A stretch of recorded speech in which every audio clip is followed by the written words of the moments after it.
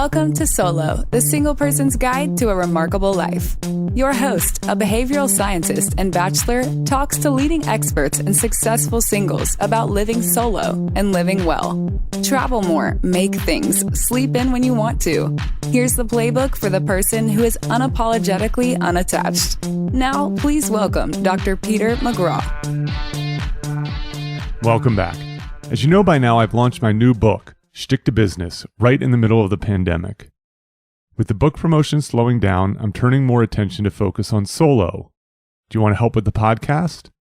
Well, first, I want to get the community going, so please sign up on the Solo Podcast page at petermcgraw.org. That's the Solo Podcast page at petermcgraw.org. I'm going to be hosting some live Zoom events in May and June and beyond, so people can get to know each other, I can get some feedback, and we can talk about how it's going. Second, is there an expert or remarkable single person whom I should talk to? Bonus points if that person is LA-based. Third, can you help get the word out? We're off to a great start. The podcast has more than 20,000 listens with almost no promotion, just through word of mouth. So please keep telling the remarkable singles in your life. This week's guest is a star academic who I've been working with for years. His name is Caleb Warren. He's been my co-creator of the benign violation theory. However, we don't talk about comedy. Instead, we discuss what makes things cool, as he has developed the theory of coolness. In particular, we talk about what makes a single person cool. I won't give away the secret here. If you stick around to the end, for the bonus material, I present him some cool people, and he explains what makes them cool. I hope you enjoy it. Let's get started.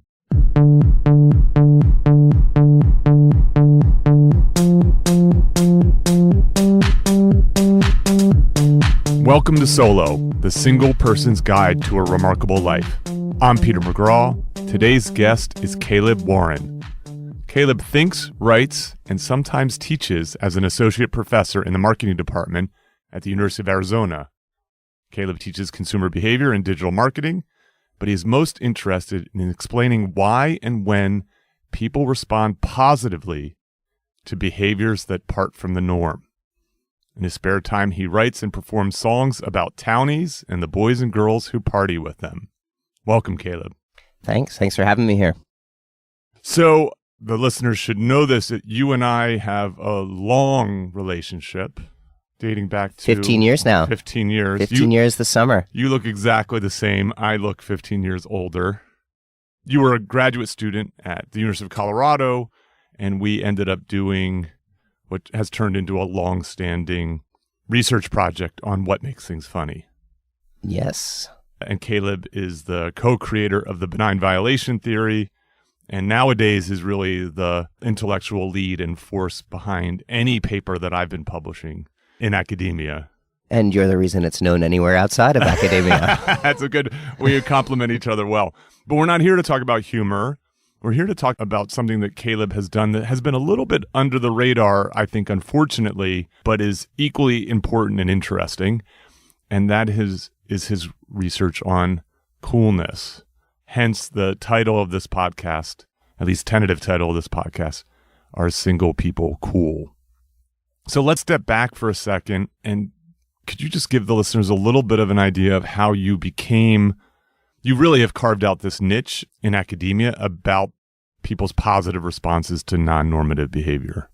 Maybe define non-normative for people who don't know that lingo. Of what people, cultures, societies, even two people in a relationship are able to coordinate their behavior and get along because they agree on certain things, the way the world should work, the way they should interact with one another, that I'm going to call norms. Sure. So it's a norm to, say hello when you greet someone and they say hi back. It's a norm to drive on the right side of the street in the US or the left in England. And there are a host of other norms that guide how we speak, talk to one another, dress, engage with other people. They guide almost all of our behaviors. And the reason for these norms is it's much easier to coordinate and cooperate with people. Take driving, for example. If we didn't know which side of the street to drive on, there'd be all kinds of accidents. But because we know we drive on the right side of the street in the US, we stop at red lights, we let passengers cross in front of us rather than running them over. This makes the driving experience less miserable than it would otherwise. So most of the time, we want other people to follow the norm, but where I'm interested are the exceptions. When people do something that's not normative and then others respond in a good way. My work with you is largely about how that can lead to humor, but then coolness is another possible outcome or positive reaction to something unusual or abnormal. Yeah, so a couple quick reactions to that is some of these norms are written down, right? So laws about driving, and then others are more informal. So they're Correct. Often unspoken, or as my buddy Jeff Leitner says, unwritten. They're sort of unwritten rules. Most norms are unwritten. And the idea about when you speed and get caught, you get a ticket, there's some sanction. But when you do something that's non-normative, but not against a rule that HR or the government's written down, you often get... Yeah, like if you spit on the sidewalk. In most places, that's not illegal, but others will be like, what's wrong with this person? Yeah, people look at you sideways, they'll mutter under their breath. They're gross, or That's right. They're a bad person. Yes, and so these are typically socially enforced. Correct. Yes. And I mean, I think anybody who, as you reflect on your life, you can think of these things. I think they're most on display when you go to another culture. Yes, or even around a group of people you're not familiar with. You pay a lot more attention to the norms. Because most of the time, the influence of these norms on our behavior, we don't recognize it at all. Yes. It's so we've internalized them to such an extent that when someone says hi to us, we don't think about what should I do here. Just the response comes very naturally and quickly. Yeah, I think one of those things is like, all this terror around coronavirus has people reconsidering whether they should be shaking hands, and yet shaking hands is such an automatic thing that's sort of hard to override when someone extends their hand. Yes. You just automatically put it out. So this idea that single people are cool, of course I like, but part of that has to be rooted in this notion that there are certain norms, the kind of standard ways of living in the world. Yes. Before we get to that, let's talk a little bit. We're obviously going to get, listener, don't worry, we're going to teach you what makes something cool. I have really fun bonus material where I'm going to give Caleb some notable cool people, and he's going to tell us why they're cool. So we're going to actually do a little bit of dissection here. But I think the first thing to start with is the idea of coolness as a form of status and how that deviates from the kind of typical form of status. So when you were working on your dissertation, I remember reading your proposal, or at least sitting, I don't actually remember reading your proposal, but I remember it was long. sitting in your proposal defense, and you talked about this idea.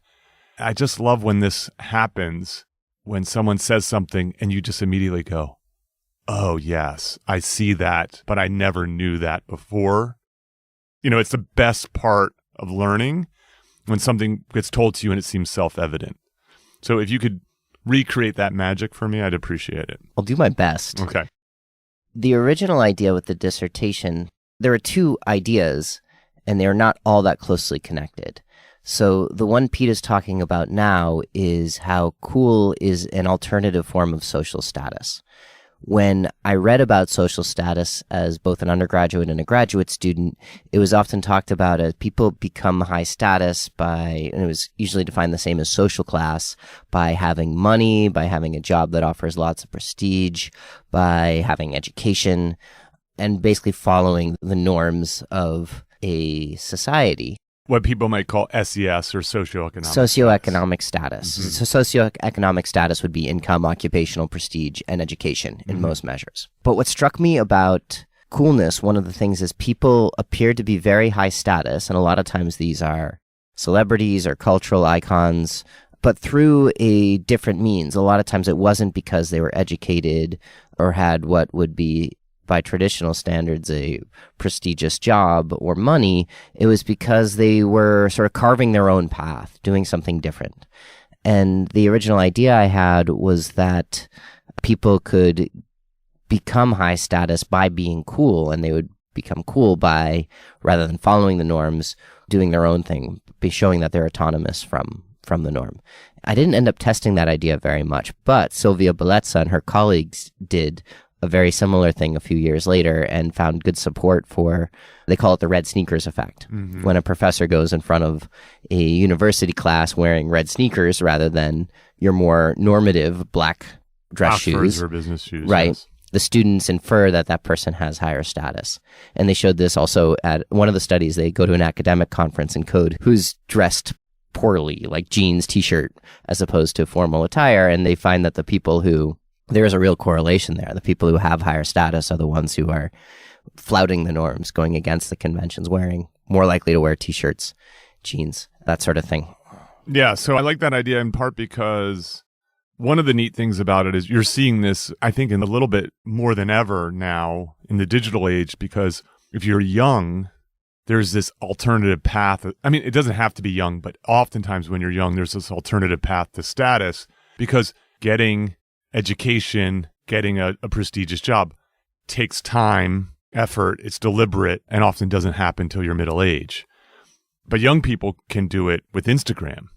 Yes, especially if you're looking at, like you say, education, occupational prestige, income, all these things, unless you're born with income or money, take time.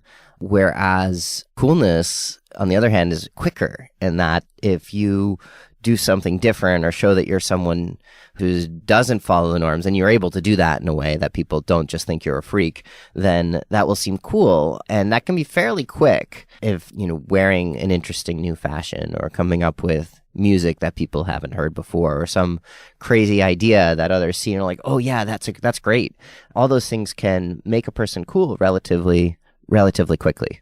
So how did you get to this idea? How did you decide, I'm going to study coolness? Well, I was in a marketing PhD program studying consumer behavior. And there are all these theories about decision making, and people choose the option that gives them the highest utility.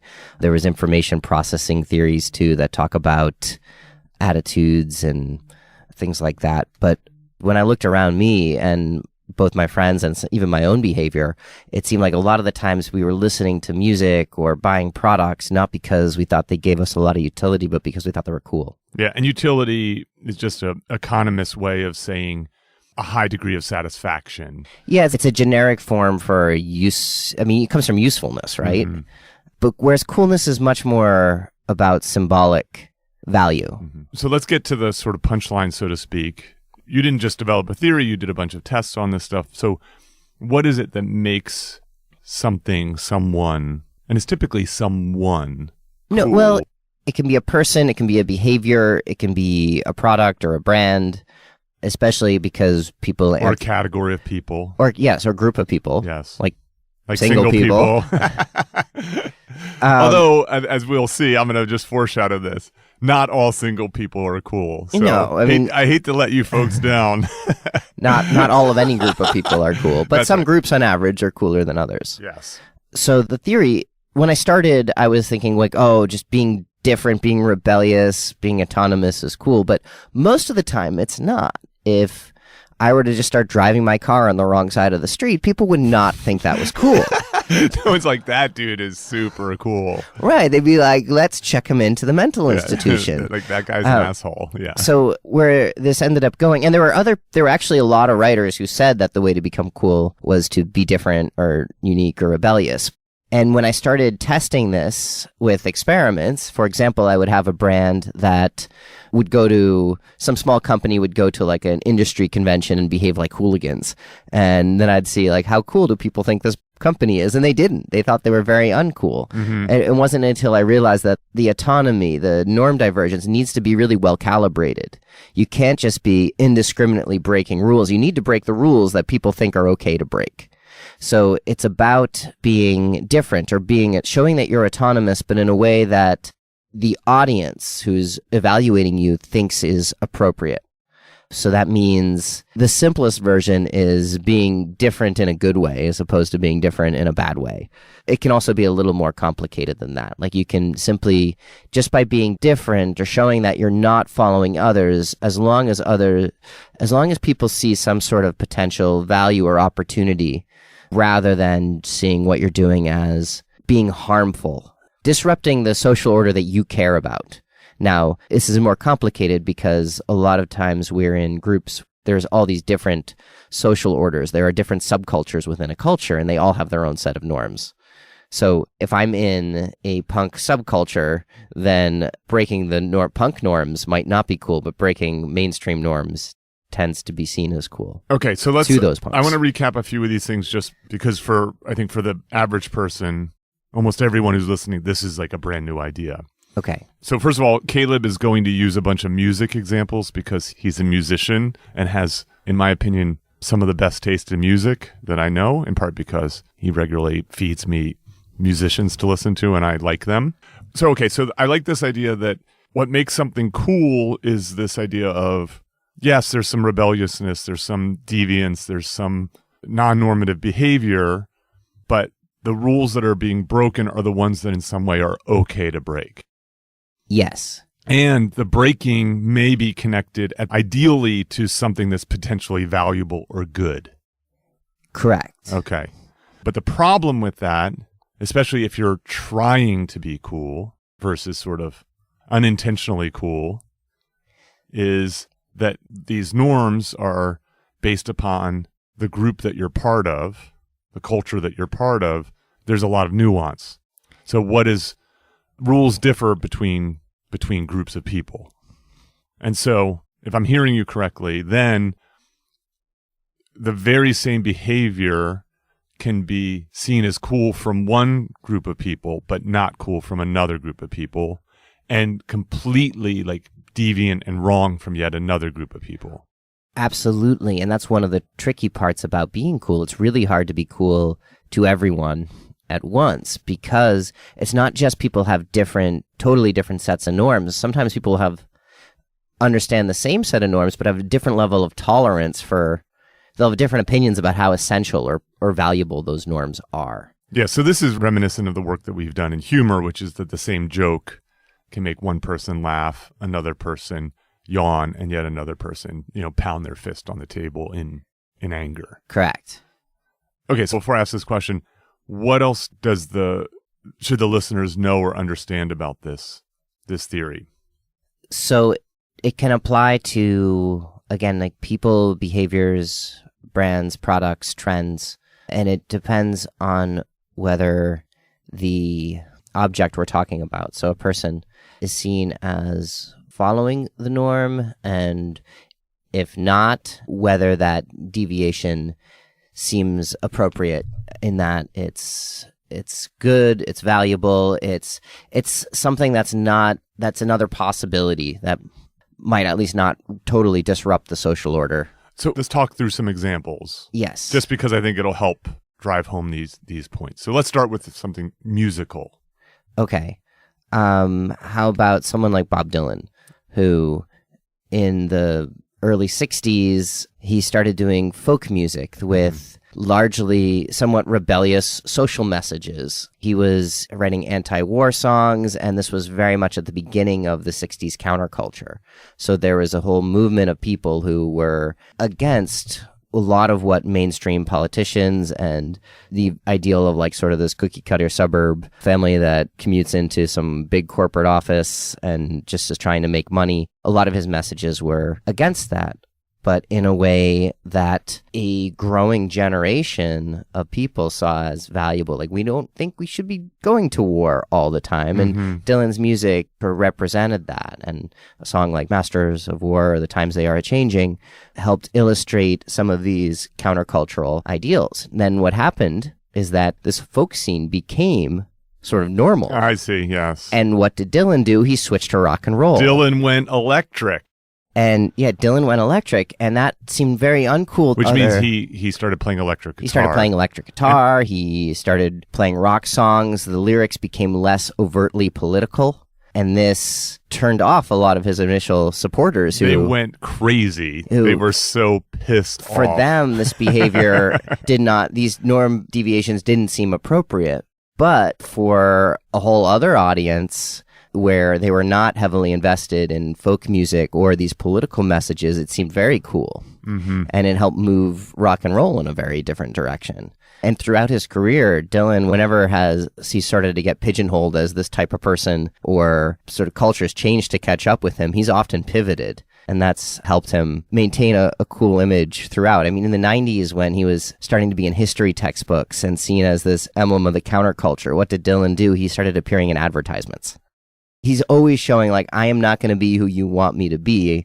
I'm going to be my own person, which is autonomous. And if you're someone who isn't put off by that particular message, so if you are not a political folkie from the early 60s, you think that change is cool. If you're Pete Seeger, then you're screaming and telling people to unplug the cord so no one can hear his message. Who's Pete Seeger? He was one of the leaders of early 60s folk music protest movement. I've never been a huge Dylan fan just because of aesthetics. I just don't enjoy his voice. Yeah, so that's something else that potentially makes him cool, is he does not have a conventional voice. Yes. But what I loved is he recently won Nobel Prize for Poetry.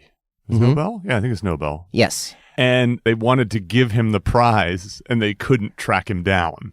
Yep, and this is kind of recurring. At the height of his popularity in the late 60s, he just disappeared for a couple years. Yeah, it was great. Like, they couldn't find him, and he finally surfaced. And when he came back, he started writing country music. Yeah, so I'll give you my example. We'll move on to other things, but my example of music is more recent, is Chance the Rapper. Oh, yeah. Good example. So Chance, for folks who don't know Chance, first of all, check out his music. He's a Chicago-based rapper, and he didn't sign with a label.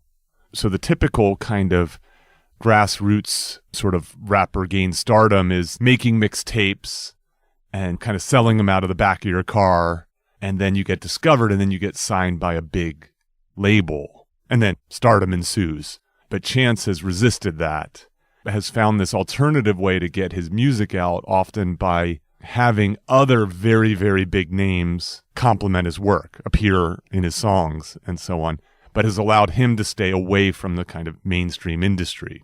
The other nice example about Chance is the other reason Chance is a good example is because he doesn't just do something totally his own or different.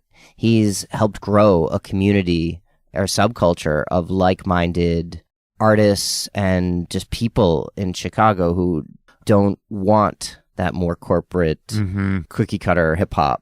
In order to be cool, it's not just that you do your own thing, you be different. The cool person's not some loner in the woods. There's someone who changes culture and others follow.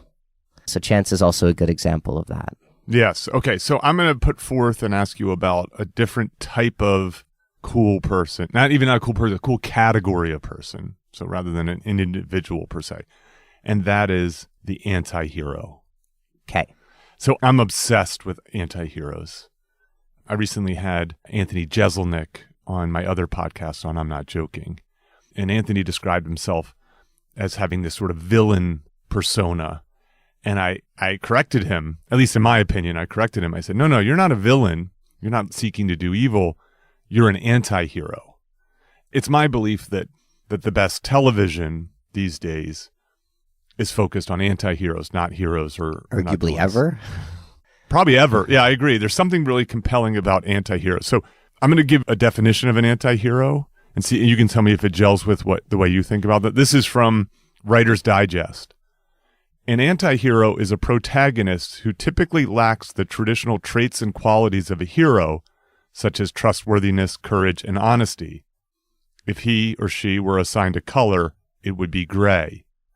Often an anti-hero is unorthodox and might flaunt laws or act in a way contrary to society's standards. Yeah, that works. So do you think that anti-heroes are cool? Usually. Well, they're divisive. Like most cool figures, some people will just see them as bad, but those who don't will likely see them as cool because they are regularly breaking conventions. It's not that they're not coming in to save the day and restore the old order. So someone like Don Draper, Al Swearingen, Walter White. These are the anti-heroes that come to mind quickest for me. There are times where watching them, so the scene that stands out for me with Walter White in Breaking Bad was when he made his son drink tequila shots until he like threw up or something like that.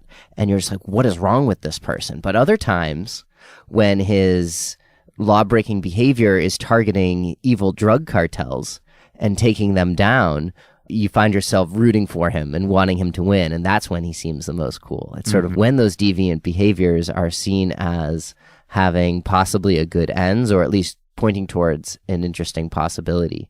Yeah, that's great. I think I'll give you... Don Draper's sort of on my list of interesting anti-heroes.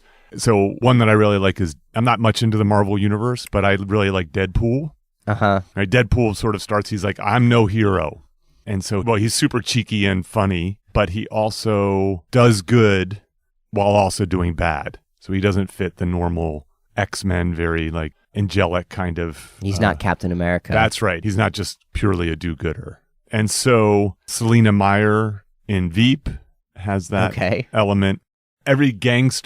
Almost every gangster in every gangster movie. Yes, they fit mob bosses, most of them. Because there's also some level, and there it's not just that they're indiscriminately breaking the law. They're often doing that in a way where they're trying to protect their people, or a lot of mafias emerged in places where there was a class of people who were not being protected by traditional law. Yes. And they came in to say, all right, the norms of broader society aren't working for us. We're going to set up an alternative system. Yes, and they still do have a set of rules of what to do, what not to do, and so on. I just love this idea, right? There's sort of this optimal level of deviance. You can't be too far away. You could see that especially in fashion and music. Mm-hmm. So take dress. There's the norm for an office job, at least historically, was wearing a suit and a tie, and usually a plain colored suit. Mm-hmm. Black, dark gray, navy blue, something like that. If you were to show up at an office with a slightly different look, so maybe an unconventional tie or no tie at all, but you're still wearing a suit, people might see that as cool. If you show up wearing a giant bunny suit outside of maybe some Silicon Valley startups, people would not see that as cool. They just see it as like, what on earth are you doing? Yeah, so I think of David Byrne has the big suit that he wears. Right. And there's a live... what is it called? Stop Making Sense? Stop Making Sense. There's a live music movie of one of their concerts, and he comes out in this enormous kind of suit, which... Well, musicians on the stage are also given much more leniency for breaking norms and conventions, as are comedians on a stage. It's why they can get away with much edgier jokes than an office worker. Before we get into single people being cool, why is it that cultures maybe needs a strong word. Why has coolness developed within culture? So let's contrast that for a moment with the traditional socioeconomic status.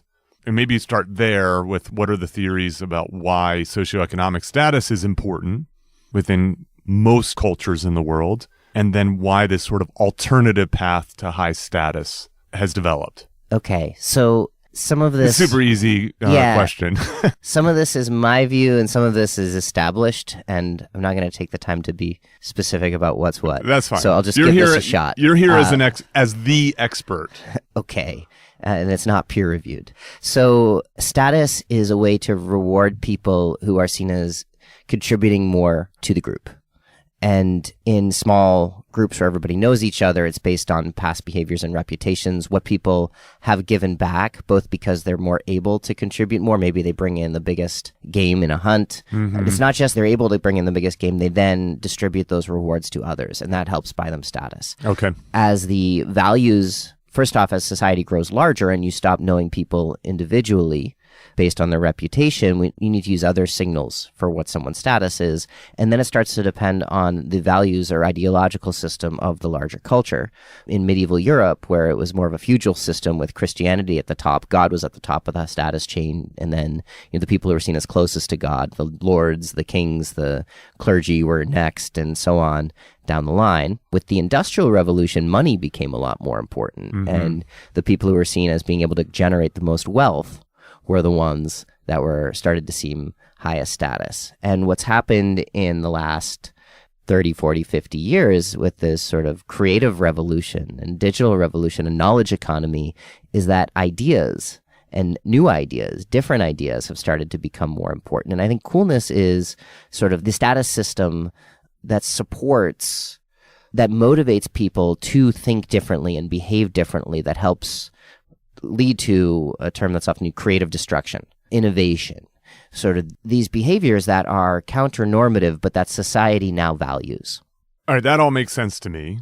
The idea that essentially what a society rewards are the things that end up helping bring strength to the society.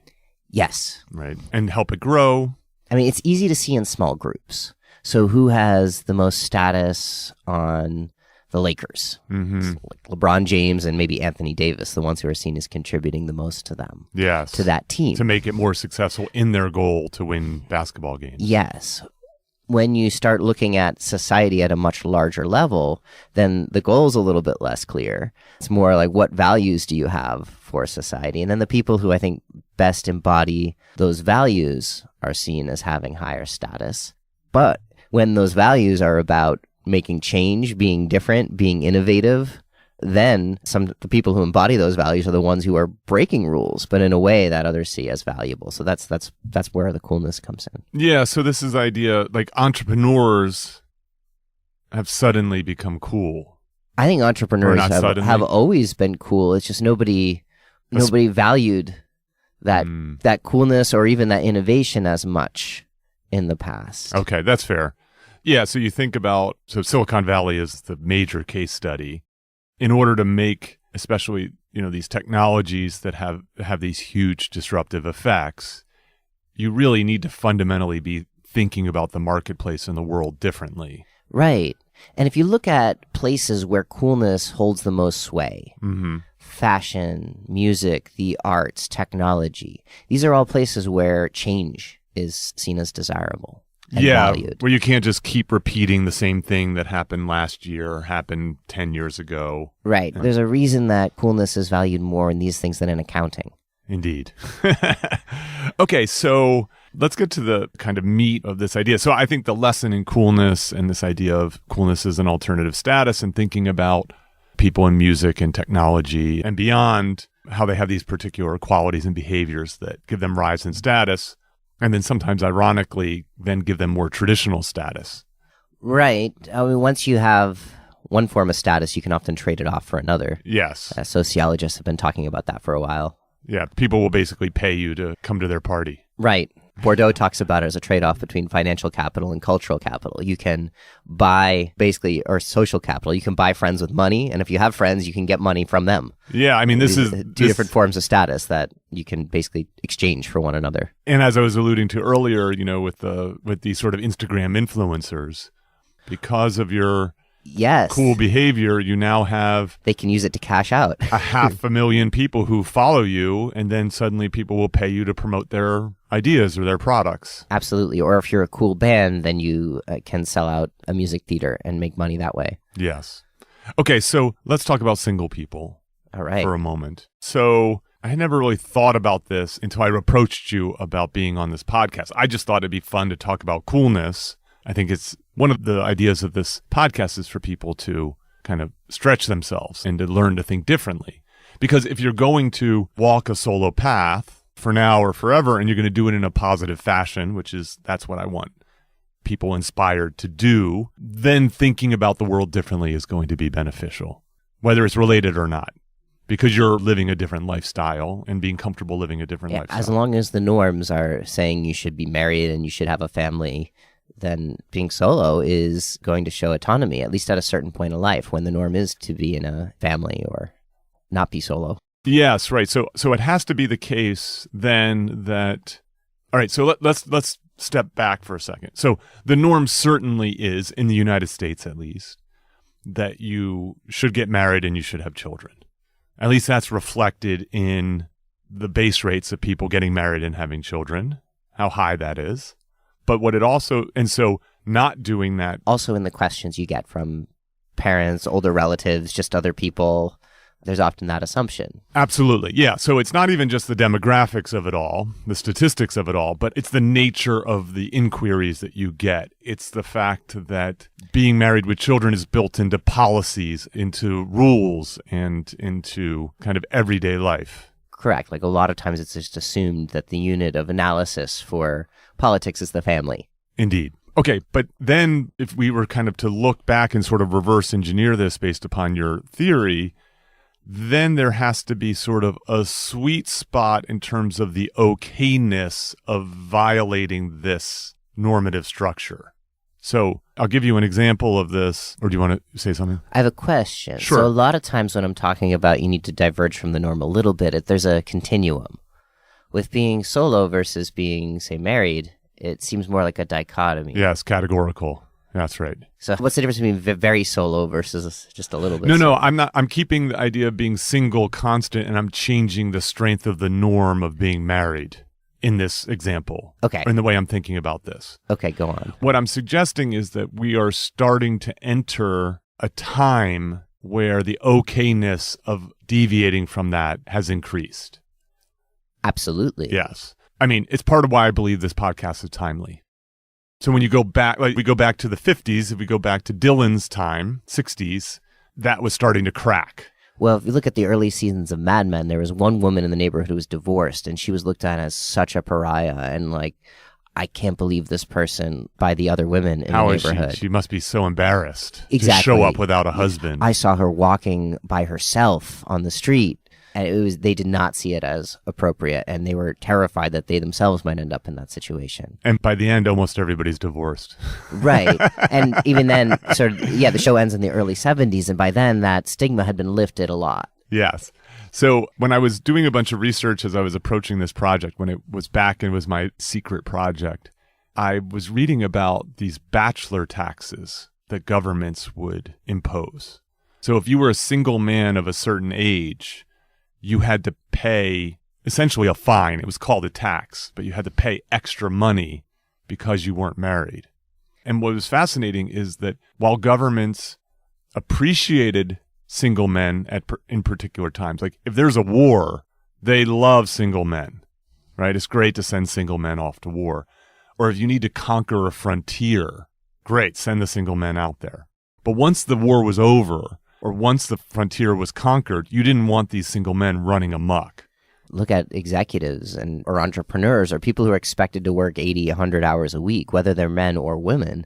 It's hard to do that and spend a lot of time supporting and being with a family. Yes. I think being solo is valuable in those areas. And the flip side of this, obviously, you get these kind of effects on women. Certainly, so during World War II, women were encouraged to work. So norms can flip and change depending on these kinds of needs.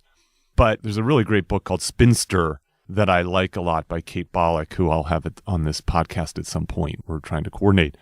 But she has all these case studies of these single women through history who sort of flaunted the conventions of the time. And what's really fascinating, they were incredibly polarizing at the time, but when you read about them now, they just seem cool as shit. Like you just go, wow, these ladies are amazing. You know, like I want to party with her. But of course, I'm seeing this now through this sort of retrospection. Once those norm violations have become a lot more appropriate or seen as, yeah, of course, that those were stupid rules anyway. She shouldn't have been following them. Yeah, so we seem to be sort of in that kind of sweet spot now where it's like there's enough questions about marriage being the right path. There's enough people who aren't doing it, certainly delaying doing it, that suggests that at least some single people can be seen as cool. Who are those? Just tell me if I'm cool or not. That's really what I'm asking. Who are the cool singles, right? So we've established this is that we're getting to the point where it's becoming okay to not get married. So this gets to one point that I haven't mentioned yet. I've talked a lot about diverging from the norm, yet I'm throwing this term autonomy in there. And those aren't exactly the same thing. So one way that people can seem autonomous, autonomy means being independent or following your own path, as opposed to being controlled by other people or doing what they want you to do. And so by going against the norm, you can show that you're autonomous, but that's not always the case because you might go against the norm because there's some Because pressure. you're unable to follow the norm. Yes. I see. So that is not cool. And so if you're single and it's because you can't get a date. So I think there's a subclass of what a sociologist calls angry white men who are involuntarily celibate. Yeah, these incels, and then there's another term called MGTOWs, men going their own way. So when it's, involuntarily celibate is probably not a cool thing because they're not choosing to be celibate. It's something where they want to follow the norm, but they're just not able to. Okay. So people who are poor because they can't make money are not cool. People who could make a lot of money but choose not to, that can be cool. And same thing with being single. So people who really want to be married and are trying hard to be married and can't do it, that probably wouldn't be cool. But people who might otherwise have the ability to follow the norm, yet choose not to, there's a good chance that they could seem cool. And, okay, so first of all, thank you for telling me that I'm cool right now. This is the coolest I've ever felt. Well, the more it gets to your head, the less cool you are. Thank you. Well, I'll turn it off very soon. Trust me, as someone who doesn't feel very cool through much of his life, I appreciate this moment. I'm basking in it for 5 minutes. Enjoy it. Thank you. So, of course, then the question becomes, who sees you as cool in that situation? So what you're describing is someone who says, marriage is not for me, yet they might be appealing a partner. That's where the autonomy comes in. Mm-hmm. The fact is you're not doing major damage to the world by not getting married anymore. It's not feudal London or feudal England or Europe, But then who sees you as cool? Is it the married people? Is it the fellow, you know what I mean? Like, from what perspective? Sometimes there are multiple audiences who differ in this judgment. Usually. In this case, it's hard to tell who those would be. I see. So the people who are incredibly, for them, being in a family is the most important thing. Like family values, conservatives maybe.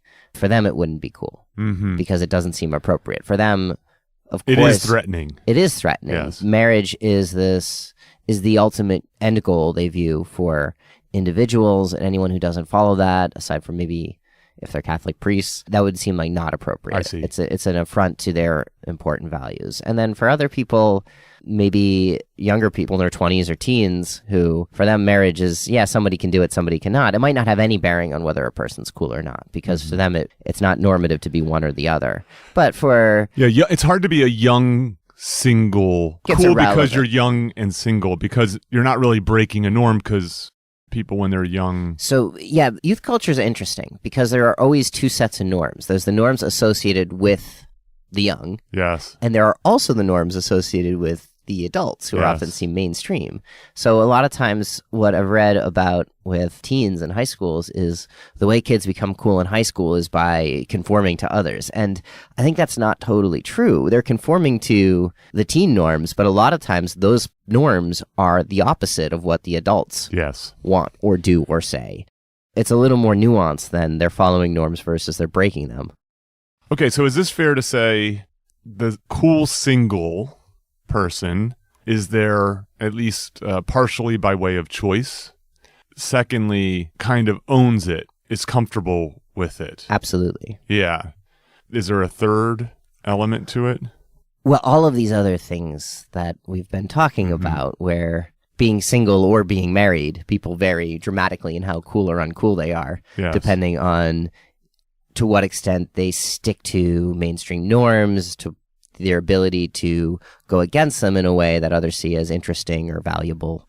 And so if you're solo, but you dress like everyone else and just repeat the ideas everyone else has, you're going to seem less cool than someone who is solo and also has a job that no one's ever done before, or comes up with new ideas. And that person's going to be cooler than someone who's solo and is just indiscriminately flouting norms, like they're running around naked in the street and kicking little children. Yes. Okay, so I'm glad you brought that up, because it's some choice that you have. It's some comfort with that choice. And then it sounds like the third thing, and this is a real principle that I have for this idea, which is that you're using your time and energy and resources to do remarkable things with your life. That's a nice way of putting it. Yeah, so that is that if you imagine you were a single person and you just lived your life as if you were a married person. You worked your 9 to 5, you did your commute, you came home to your suburban house and you sat in front of the TV, minus the children, minus the partner. That doesn't seem very cool to me. But if you I just had an episode, you go off to your boxing class as an 85-year-old woman and you're pounding the heavy bag, like that's pretty damn cool.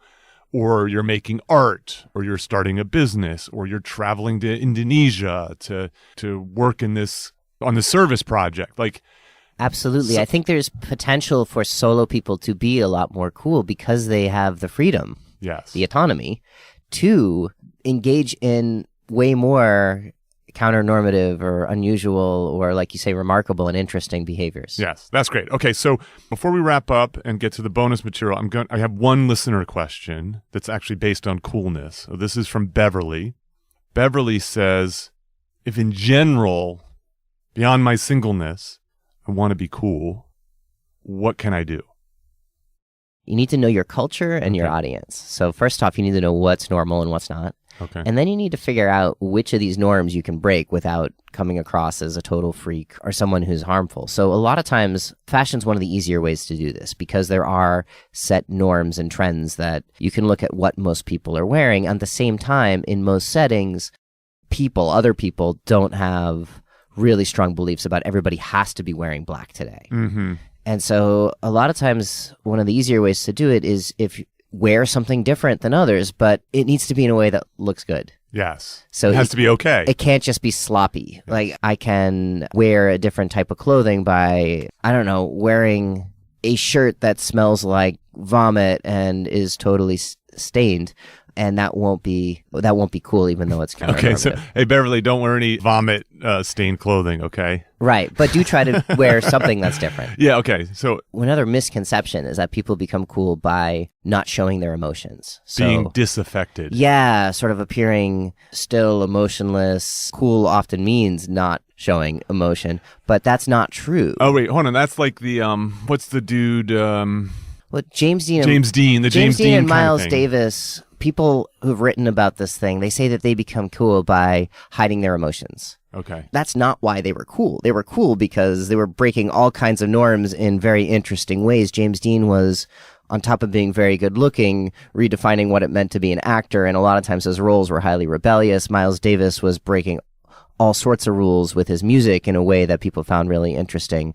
And it wasn't because they weren't expressive. I actually have data showing that. One of my studies, I showed people 2 pictures of James Dean, one where he's smiling and one where he has that very straight face where he's not showing emotion. Mm-hmm. People think he's more cool when he's smiling. Is that right? Yes, and this effect is robust. I see it across men, women, unknown people, models, Michael Jordan. They all seem more cool when they're smiling. That's so than when they're not. Now, like a likability factor? Yeah, so part of coolness, that cool has these sort of 2 dimensions. One's just people like you or think what you're doing is good. Mm-hmm. The other is the autonomy. And the smiling is strictly the positive thing. People like you more when you smile. And what's interesting is there are a very narrow range of situations where not smiling is more cool than smiling. I see. If you put someone in direct competition with an outgroup, so 2 boxers before a match, mm-hmm. then people see not smiling as more cool because it makes them seem more powerful, more dominant. Okay. And dominance is a form of autonomy. If you can control your environment and control others, then you're not subject to their will. So there are very small, basically if you're about to fight someone, it might be cool not to smile. But in almost any other situation I've seen, people think other people are cool when they're emotionally expressive, when they smile. And this also fits with some new data I've found where we looked at the big 5 personality traits, and openness and extroversion are both highly correlated with how cool people see you. I see. I can see the openness to new experiences because you're trying new things. That I think hits the autonomy more. The extroversion I think hits the positivity more. But this is also in contrast with whether So what I'm looking at is how cool someone is versus how good someone seems. Got it. I see. And I think that makes sense because we can think both extroverts and introverts are good people. Mm-hmm. But extroversion is more cool. Oh. So it's not just about being different, autonomous. It's also about being autonomous in a way that others value and follow. So it's not the loner in the woods that's cool. It's the person who goes and starts a community in the woods and thinks of a different way of living out there. That is cool. And they tend to be extroverted. That's great. Well, the good news for Beverly, because she is a smiley, happy person, so she's on her way. That will help. Well, Caleb, this is great. We're going to return momentarily if folks want to stick around with some bonus material where I give him the name of 3 people and he tells me why they're cool. But I want to say, Caleb, thanks so much. This was actually a pretty cool experience. Thanks for having me. Cheers.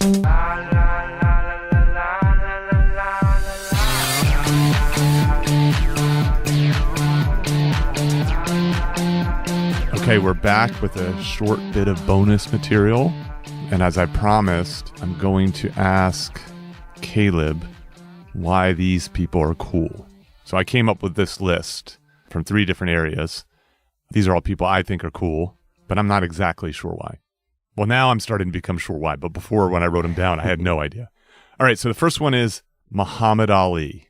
Ali is a great example because he has both of those things. He has the autonomy, going his own way, but also like the positive things. Like he was the best boxer of his era, which helps him, gives him the ability. So when he flouts convention, when he joins a new religion, when he changes his name, when he refuses to support the American government and protests against the Vietnam War and goes to jail for those beliefs, all those things make him seem highly autonomous. That combined with his skill as a boxer and also his charisma. Yes. Help make him cool. Okay, so Muhammad Ali, right? So you think about Muhammad Ali's career. So brash young man, talked a lot of shit, and then delivered. Yes. So the other thing about Ali is at the time, a lot of people didn't think he was cool. Yes. Because they didn't see him converting to Islam or him protesting the Vietnam War as appropriate to him. He was just a criminal and mainstream society put him in jail.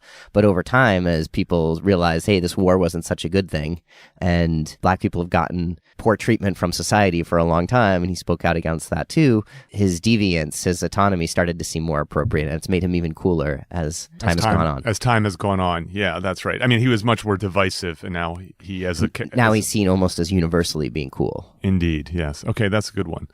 So this one, if you're paying attention to music these days, you might know Billie Eilish. So Billie is 18, 19 years old. At most. Yeah, a musician who just, I'd say maybe a year or so ago, kind of burst onto the scenes. She had a small hit in, I think, 2016 or 2017, but her album in 2019 was huge. It won all sorts of Grammys, and she became, I believe, the youngest performer to ever win some of these Grammys and as many Grammys as she won. So she is cool to a lot of people. I'm one of these people who think she's cool for a couple of reasons. One, she mashes up a lot of genres in her music. It's hard to categorize because it doesn't follow any one set of conventions. So she breaks norms there. But at the same time, it's often catchy and familiar. It is. It's super easy to listen to. It feels like pop music without feeling like pop music. Yes, and I think my guess is it will change. In a year, there's going to be a lot more stuff that sounds like that. So I think she's, by playing with and breaking some of these norms in a way that's not so extreme that it just sounds like music you can't listen to or don't enjoy listening to, that's helped make her cool. And her appearance also hasn't hurt. The fact that she doesn't dress like most other pop stars helps. Yeah, like there's this sort of common pop stars who's like very done up, lots of scantily clad, dancing in front of other people. You think about Rihanna, Lady Gaga. Right, and she's wearing baggy clothes and with her hair that at least looks like it's not carefully done. Yeah, no makeup. And she has kind of this F you attitude that probably is divisive, but can make her seem cool. Because it seems like she doesn't care. It seems like she doesn't care what other people think. Which is a marker of autonomy. And she is most popular not with folks in their 30s and 40s like we are, but rather with folks in their teens and 20s. True, although the fact that she won all these Grammys shows that she's breaking through to some of those older people too. Yeah, that's true. Because it's not teens who are awarding them. Okay, so this last one I chose because I wanted to think of a cool scientist, because we are rare breeds. And I think perhaps the coolest scientist ever is Albert Einstein. I buy that. That's fair, right? Yeah, and so with him, the coolness comes mostly from his ideas, which were so different. He changed the way that we think about physics and the entire world.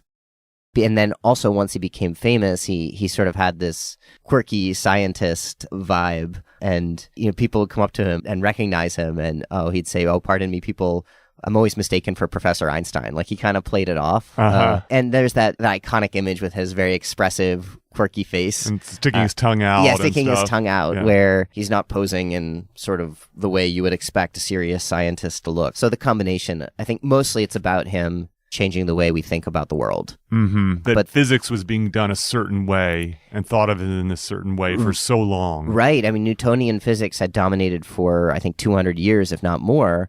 And Einstein said, this is missing something. There's this whole other, and I'm no physicist, so I barely understand these theories, but there's this whole other way of looking at the world that we're missing. And anytime you give people a different picture of the world that they see as valuable, or in this case, explains the world better, that's going to be cool.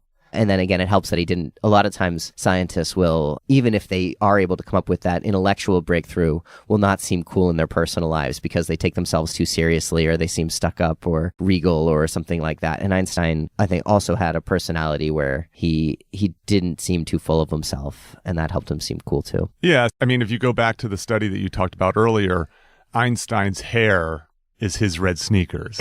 Einstein's hair, yes. That's a great point. Yeah. Great. Okay, that's super. We'll end with those three, and thanks for sticking around for a little extra bonus material, Caleb. Oh, thanks for having me. Cheers. Thank you for listening to Solo, the single person's guide to a remarkable life. For more about our guests and show notes, go to Peter